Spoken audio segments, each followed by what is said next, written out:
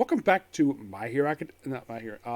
Nick Lenz's Comic Corner, classic, that's known classic. This is episode number 2663 and Doubleshot 2557.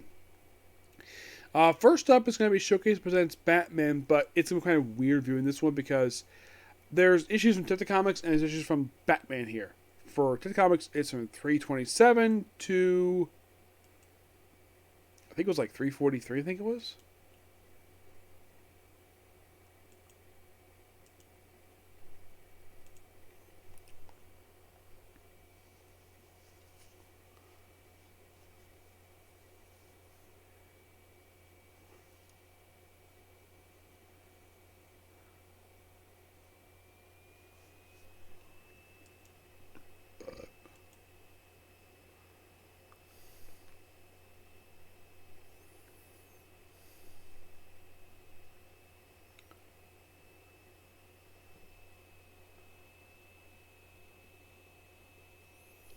So I'll go straight to alright. So basically for Detective, it collected from 327 to 342. And Batman number 164 to 174. Now, in the case of Detective Comics, let's discuss this one first. I'm only discussing the even number issues here, and that's issues 328, 330, 332, 334, 336, 338, 340, and 342. The reason why, because those issues not done by Carmen Infantino. 328 is noteworthy for the fact that Alfred dies. And you're thinking, what? I thought he died recently. That's one of like 2 times he's officially died in his whole entire history. In 328, he saves Batman from a falling boulder. And this basically laid the groundwork for a saga that lasted for 2 years. A saga known as the Outsider Saga. Yes, that lasted for a good period of time, mostly in Detective Comics. That's kind of what this was, and of course they explain later who exactly it is, so... Yeah, so the villain of the story is just a tri-state gang.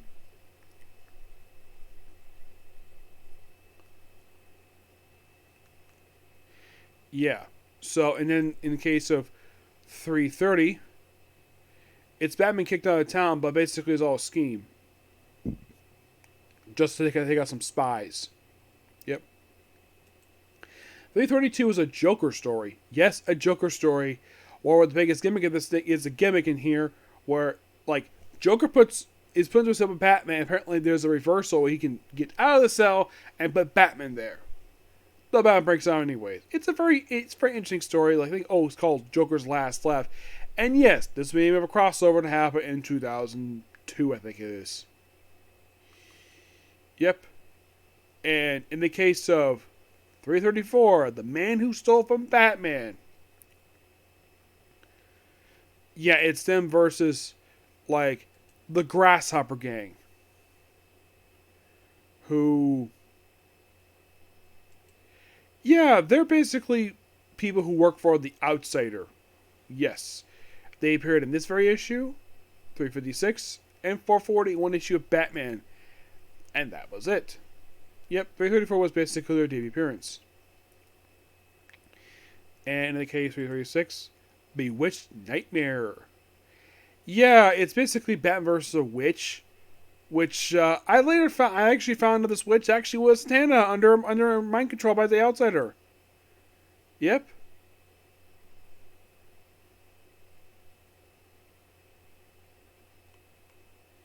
Yeah. Really? Yeah, really. Then 330, Batman Superpower Punch. Him punching through a wall. Just taking on a guy called Bull Fleming. Just some crooks. And 340, it's basically where the famous cover image is basically Batman's car being controlled by the Outsider. Yep. Yeah, also, in issue 320, or after Alfred gets killed, Dix and Harriet joins the cast. Yes. Yes, she does. Now, and Harriet, believe it or not, was actually also seen on the Batman TV show of the 60s. Who knew nothing about the fact that her nephew was Robin? Nope. Mostly put, she was brought in to be replacement for Alfred. After a while, basically, Alfred got brought back. And then finally, in 342, it's basically Robin going to cover those Robin gang. Well, basically, they're only here for this one issue. Like, Robin gang? Wait a minute. Is this something also that Brand has brought back? Actually, more like Lee Pajero brought back with We Are Robin Gang. So it's a similar idea. But in the case of the Batman issues, in the case of 164, two-way gem caper, like, is this a Two-Face story? Nope. No, it's not. The most noteworthy thing about this issue, we have a brand new, we have the Batmobile being updated for the, I believe, second time I can think it is. Yes, that's mostly what the whole point of the issue is. You can update version of the Batmobile. And that's it. In the case of 165, we have this, I think what's this issue here, where, let's see.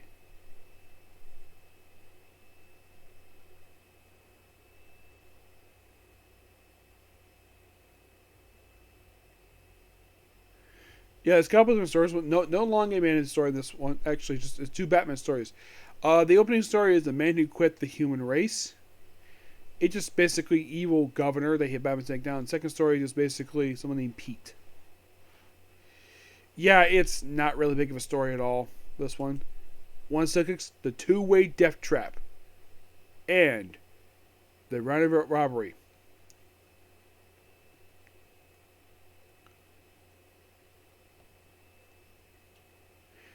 Yeah, and possibly this is where some may have found back here, but not really.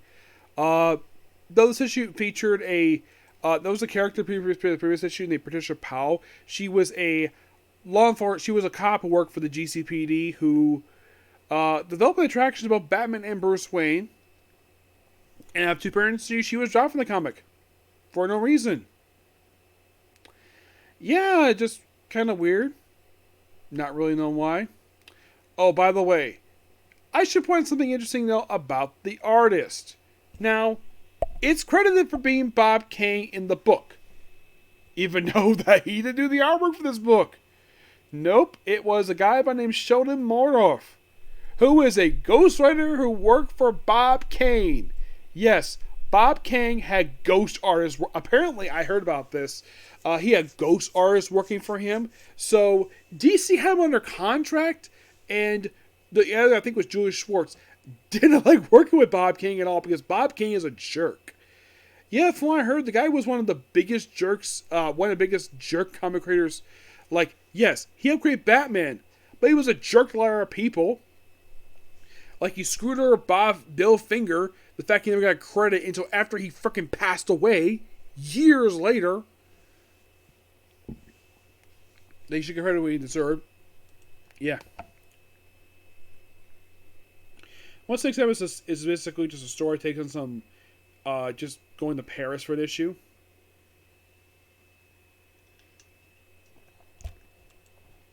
Not really that big of an issue per se. The 168 Batman gets shoved out the window. Mr. Monmouth. Yeah, and then we have the Mystery Analysts of Gotham City. Yeah, and they're only here for a handful of appearances. Yeah, interesting idea of these people who kind of work with Batman-ish. Yeah, and they're here for 164, 168, and 174. That's in this book. Yep. And they're in the second story of this book. I like the analysts. That's a really cool idea. In the case of 169, it's Partners in Plunder. And A Bad Day for Batman. Yes, the Partners Plunder. It's an issue featuring the Penguin.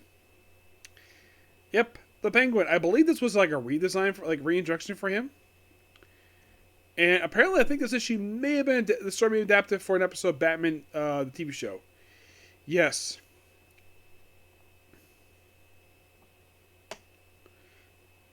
Yeah, and then 170. Oh, Ed Herron, Gardner Fox is doing the stories in this book. In 170, his first opening story is called "The Genius of Gateway Gimmicks." Yeah, it was a guy named Roy Reynolds who's only here for not many appearances per se.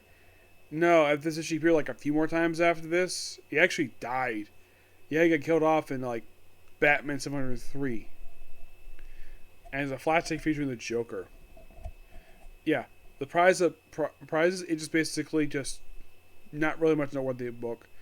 I like the first story, not much the second one. 171 is noteworthy for Return of the Riddler. This actually is the first Earth 1 appearance of the character. From what I've read online, and for somebody. Yeah. And according to what I heard, this is supposed to be is the same character from the Golden Age, who appeared, was referred to as the Gap Years, per se. Yes.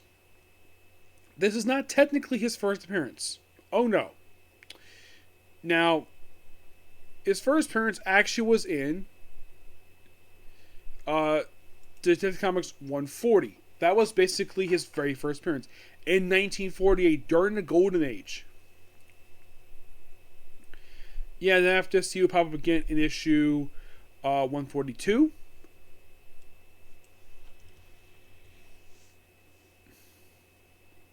Yeah, he'll appear here for this very issue, alive. And then after this, he would not be seen again for a long time. By the way, 142 came out in December of 1948. That was the cover thing. It was probably October, I think it was. So he later returned in Batman 171 in 1965.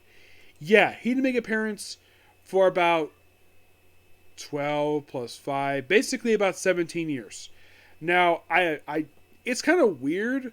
Now, there has never been official explanation for this at all, of why in the world it took so long for him to return. And here's also another problem. I can't ask anybody working this comic who may remember because it all passed away. Yes, Gardner Fox, Alan Longer's Light, I think he passed away, what was it, the 80s, I think it was, passed away? It was in 1986, showed in Mordorf. He passed away in 2012, so there's no way to ask him. How about the Inker? Inker passed away last year, Joe Gila. How about the Letterer? Gasper Senior. Passed away in 2016. Julius Shorts, I know he's no longer alive. So,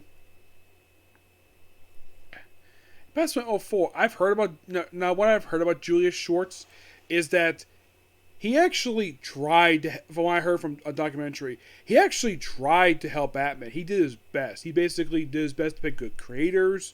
He picked some really good people to work on the Batman comic. He picked Gardner Fox.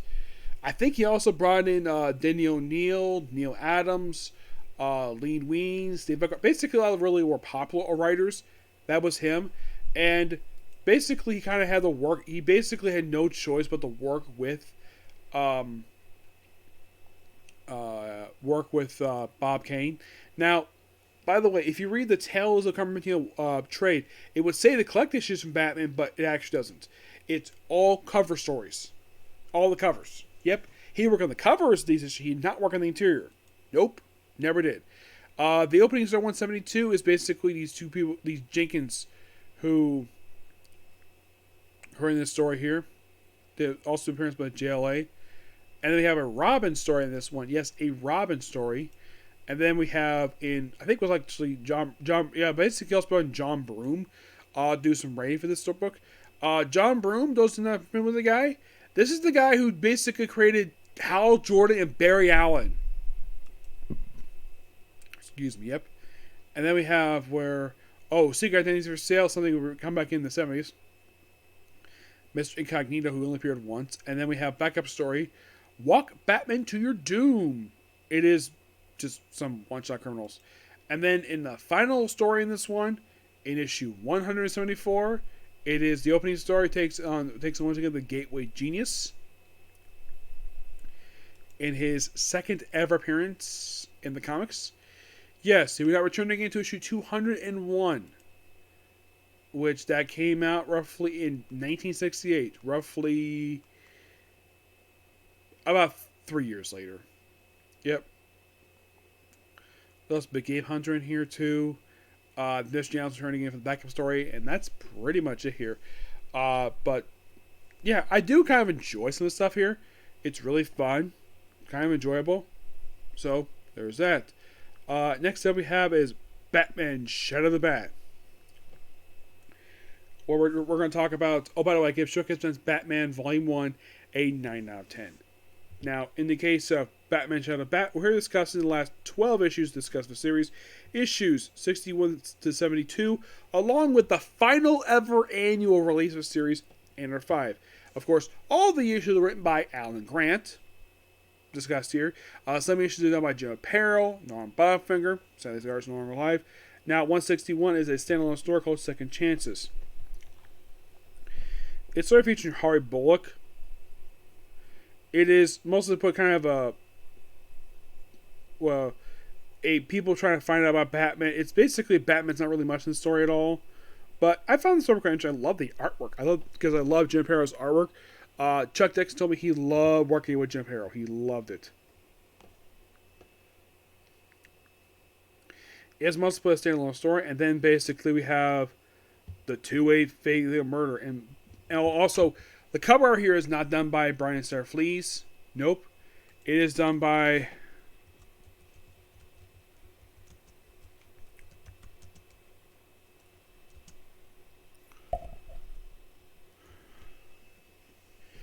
in issue 61 is done by Christopher Moeller, who actually skips next few issues to somebody else.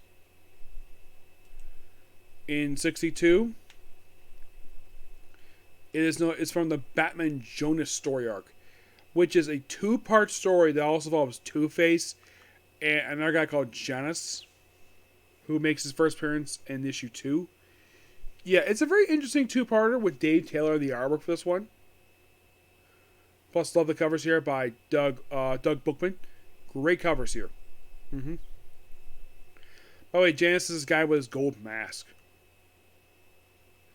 And after that two-parter, because it's Two-Face, two-parter. And then we have The Wedding Present, 162. Yeah, it's Batman team with Jason Blood for an issue.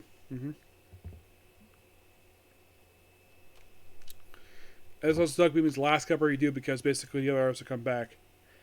Yeah. Feed Jason Blood here. Like, is the wedding in here? It also still Dave Taylor in the artwork here. It's basically kind of like a story that it's basically a bit of a supernatural type story. This happens to involve Jason Blood. And then we have Noah Bernfeld will take over the artwork for the next few issues. Where it's called, it's the cover thing is, Have Gotham's Heroes Failed? Oh boy. Oh boy. This story arc, my gosh, it is by far the most weirdest thing. So, in this story arc, so we have Jim Gordon in his home, and he's at home making out with his wife, and then people in suits break into his house. And they have guns pointing at him like, what's going on here?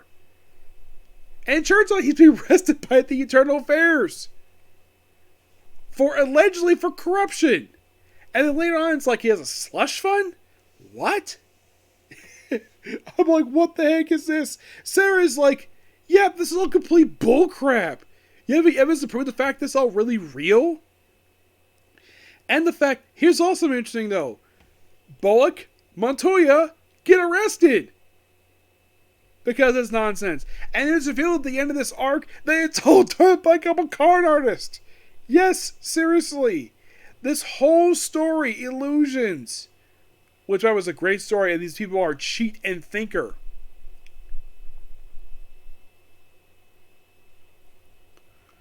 Yeah. And this story is wrapped up within just 3 issues. It is by far one of the most weirdest stories I've ever read. But anybody can tell the fact we're reading this that the whole thing with the IA stuff is complete utter nonsense. And then with 68, basically it's a Halloween issue where he thinks he's Lord Death, but not really him at all. It's a Halloween issue, came in November, but probably earlier. 169, it's like Chris Mulder's this really weird cover, like Batman's close to Batman's face with a skull, where he teams. It's a multi-part story called Spirit of 2000. He teams with Fate. You're thinking Fate? You mean Dr. Fate? No.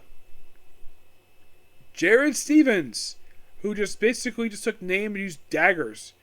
He's this weird character who's in Fate #0. He's the creator of John Francis Moore and Anthony Williams. Yeah, he actually had 2 books as Fate. Yeah, he had 2 solo books. He had the Book of Fate, which is 12 issues, and there was Fate, which is his first book, and that lasted for 22 issues. Yeah, and apparently his whole tenure as basically Fate was basically like 1 year. And he's here for a quick 2-parter, and then he's out of the book. Yep. And then the last 2 issues discussed about the artwork of those issues by Mark Buckingham. The last couple issues, before you have the Anatomy of a Murder, or just basically just a standalone like one-time murder mystery.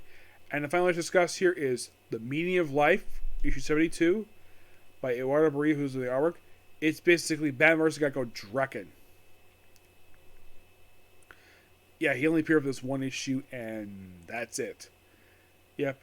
But all in all, really good issues. But we're not done just yet. Our final Batman Child of Bat book discussed is the 5th and final annual. And number 5, which is basically Young Romances, where it's basically Batman with Harborough and Poison Ivy. Art writing by Alan Grant. Art, it's called Kiss Me. It's called I Was a Love Slave of a Plant-Based Killer. Alan Grant on the writing. Artwork by Seva Raphael. 3 different anchors this one. We have Roy McCarthy in Chapter 1. Chapter 2 is Stan Walsh. Chapter 3 is Drew Gorowski. Yep. Yeah. And this was, in fact, the final ever annual release for Shadow of the Bat because, well, the book itself would not last much longer after year 72. If you're curious how much it lasted for, it lasted for about 22 more issues before the book got ultimately canceled, issues in 94. Yep. But in the case of this annual itself, by release in 1997, yeah, it's a very interesting story. I do enjoy it. The 3 chapters are Kiss Me Deadly, Fatal Attraction, Love Lies Bleeding. It's basically like a Poison Ivy story. I love the whole young romance and stuff. Yes, and for some reason, books that tie into this thing usually were like the final annual release for this one, or just basically last one for several years. Take, for example, let's talk about, let's see. For the first annual listed here is Action number 9. That would actually last for a few more years. Yes, Action Comics in number 10, when it had its annual, did it have more annuals published afterwards? It did. But at number 9, next annual was released for 10 years. Yes. So yeah, that one took 10 years from another annual. Avengers Superman, however, this was the final annual release for this series. The Aquaman annual number 3, this one released 2 more annuals and it'd be done. Because I think this lasted for about, yeah, it was like 2 more annuals after this, and that was it. As real, this, I think this was his final annual. Yep, this is another one was his final annual. Batman number 21. This one was not his final annual. Oh no.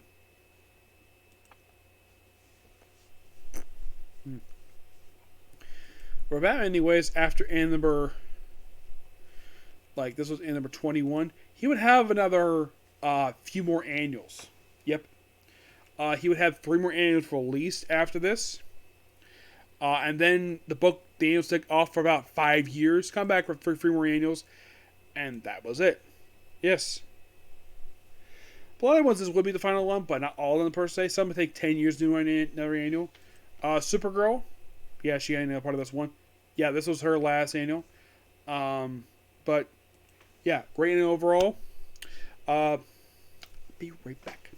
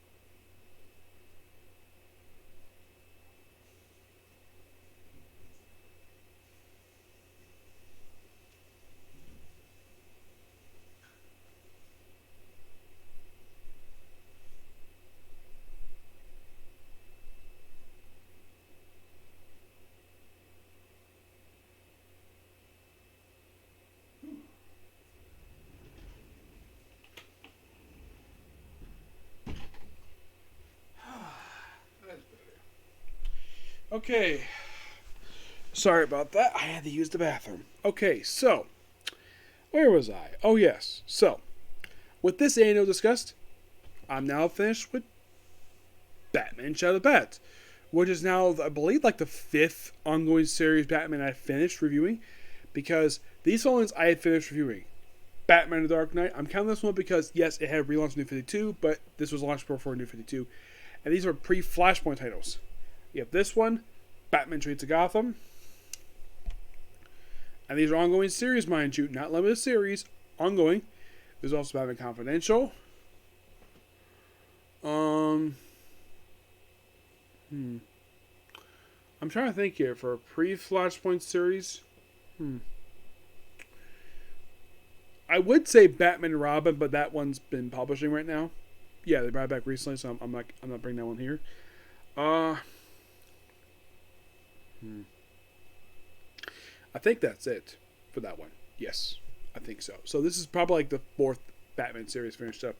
But Batman Shadow of the Bat definitely is a very good comic book.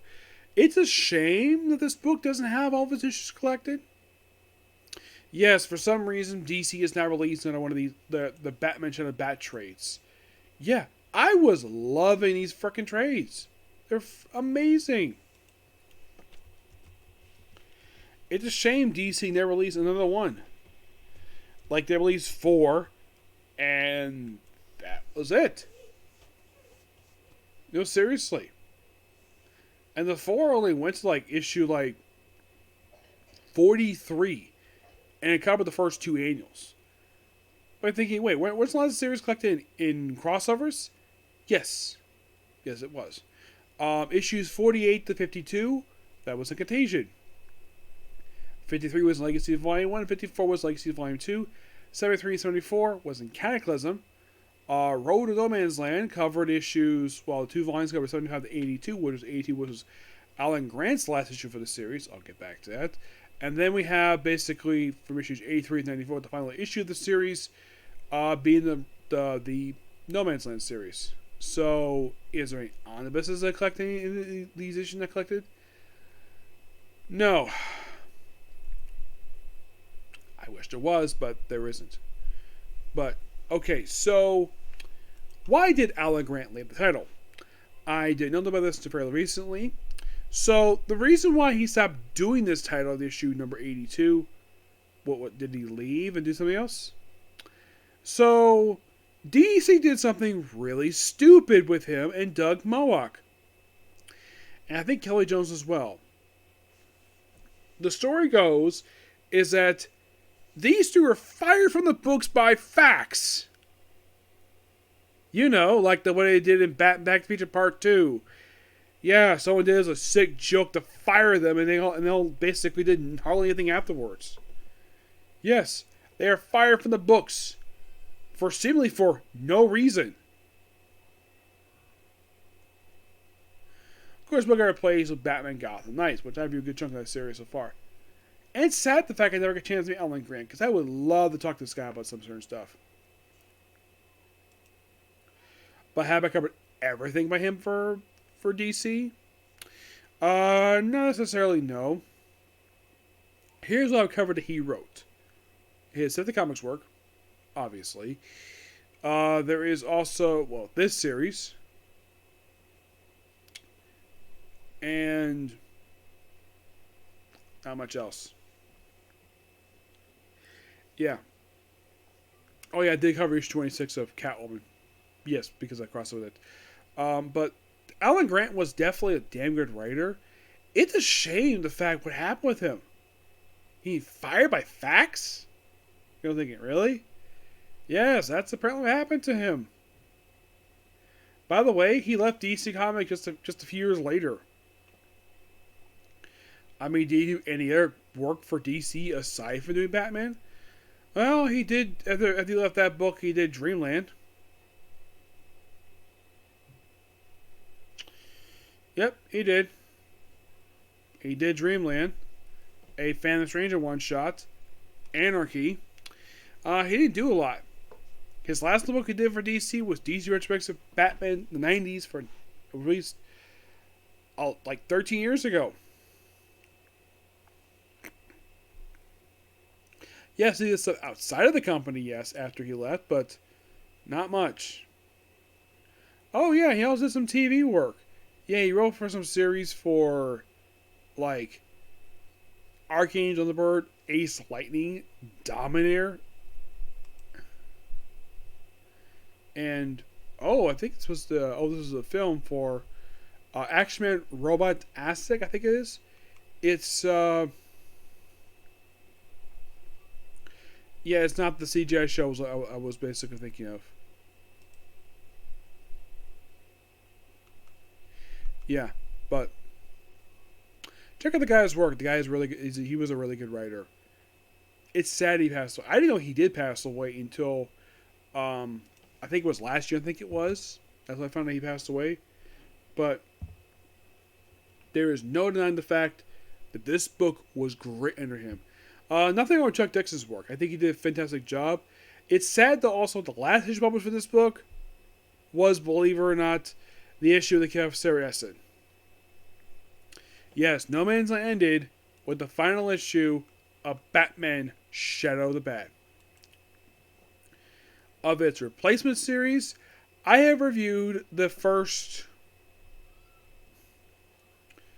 32 issues. Have you reviewed anything else for it? Not really, no. I kind of wish I had, but I just haven't. Silly. But yeah, that's be pretty much it for particular review. Please be sure to like, comment, subscribe, turn notifications, and do not hit the dislike button. Next up is Banish the Hair Party. Okay, next video. Bye.